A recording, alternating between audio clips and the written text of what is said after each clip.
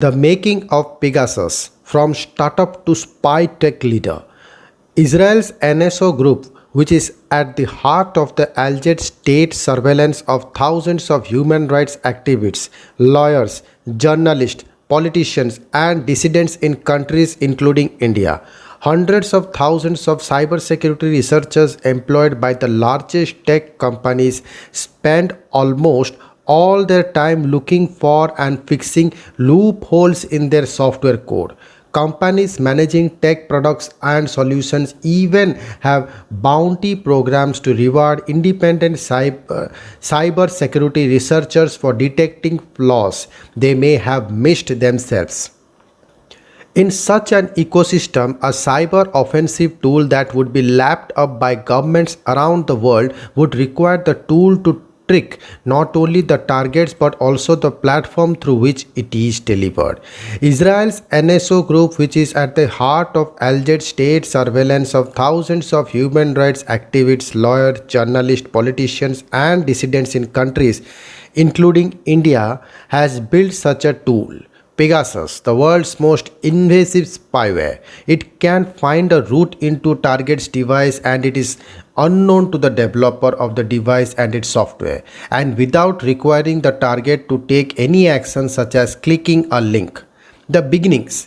According to the profile of the NSO group published by the French non-profit Forbidden Stories, which has published the Pegasus project along with its media partners, the company was started by Shale Hulu and Omri Levy, friend who started out with a product placement startup, Media Ant, and in the early 2000s. The startup was all but washed out by the recession of 2008, but Hulu and Levy found an opportunity in the 2007 launch of Apple's iPhone. It marked a watershed moment. People began to use handheld devices for more than just calling and texting at scale. Hulu and Levy launched Community Take, Forbidden Stories reported, which allowed users to take control of any smartphone from a distance. This was originally meant for mobile operators who would want to take control of devices to provide tech support. But as the use of smartphones spread and the need arose for providing security features like encrypted messaging services, this presented a challenge for law enforcement and intelligence agencies. So far, intelligence agencies would intercept a message or call while it was in a transit or networks of telecom companies. But encrypted services meant that without the encryption key, they couldn't access the message anymore unless they accessed the device itself and decrypted the communication. Without knowing it, Hulu and Levy had solved the problem for them. Agencies could simply pirate the phone itself by bypassing encryption and giving them all of the information they needed and more. The way Hulu tells it, the two Israeli entrepreneurs were approached by intelligence agencies interested in their technology. Hulu and Levy knew little of the opaque world of cyber intelligence, but they decided to give it a shot. They brought Niv Karmi, a former Mossad intelligence operative and security expert, and created NSO Group in 2010. The trio Niv Savleb Omri, or NSO for short, operated with clear rules. Niv Karmi handled the tech and Hulu and Levy the business. Forbidden Stories noted. Spy Tech and Zero Click. From here on, NSO started focusing on building Pegasus as a spying solution for intelligence agencies and police forces. The narrative they built was that the government agencies would use it to tackle terrorism, drug trafficking, but its first known state client, Mexico, then equipping itself with cyber espionage tools to fight during trafficking, went beyond the script. Forbidden Stories reported that more than 15,000 numbers were selected for targeting Mexican agencies between 2016-17. Among these were those of people close to them, candidate Andrés Manuel López Obrador, now Mexican president, besides journalists, dissidents, their colleagues, and family members. The Mexican government liked Pegasus so much it ended up equipping several of its agencies with spyware tool. In addition to the Attorney General's office, Mexico Intelligence Bureau and Army were also given access. In turn, NSO Group continued to provide their clients with juicer offers, each technology more sophisticated than the last one, Forbidden Stories reported. This catapulted NSO Group to a leader in the spy tech industry, leaving behind then heavyweights such as European companies Hacking Team and FinFisher.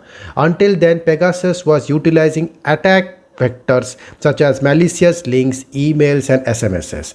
Once clicked, the link would install the spyware, giving the hacker complete access to the device without the target's knowledge. Then it leapfrogged to zero-click infections. Such infections such used in WhatsApp and iMessages hacks do not require any intervention from the end user. On WhatsApp, a missed call on the voice call feature would insert a malicious code into the device. With iMessage, a short message preview did the trick.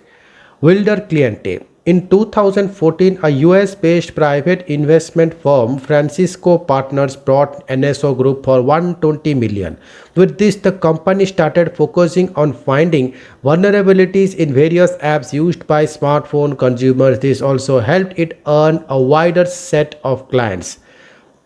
In 2018 report by Canada's The Citizens Lab found suspected Pegasus infections associated with 33 of the 36 Pegasus operators it identified in 45 countries. The NSO Group also found itself in the crosshairs in relation to the murder of Saudi journalist Jamal Khashoggi.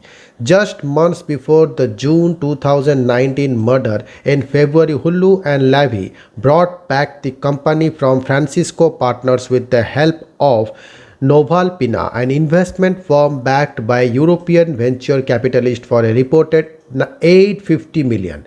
At the time, Novartis said it would ensure NSO Group's technology is used only for lawful purpose. However, little changed in July 2020. The Citizen Lab wrote to the South Yorkshire Pension Authority, which has invested Noval Pina, and highlighted new research showing use of NSO Group technology against civil society, media, human rights defenders, and political opposition members.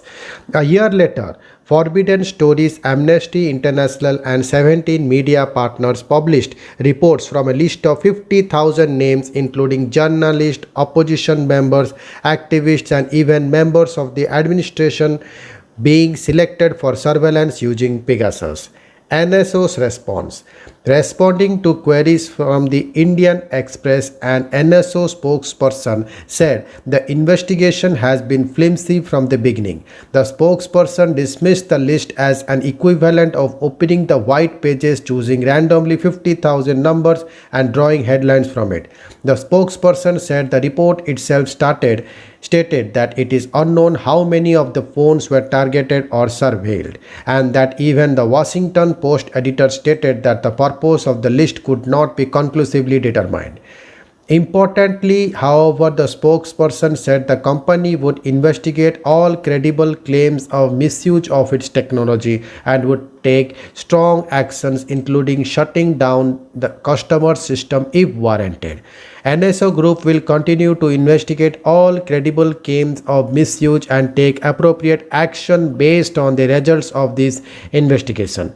These include shutting down of a customer system, something NSO has proven its ability and willingness to do. Due to confirmed misuse has been done multiple times in the past and will not hesitate to do again if a situation warrants, the spokesperson said. Thank you.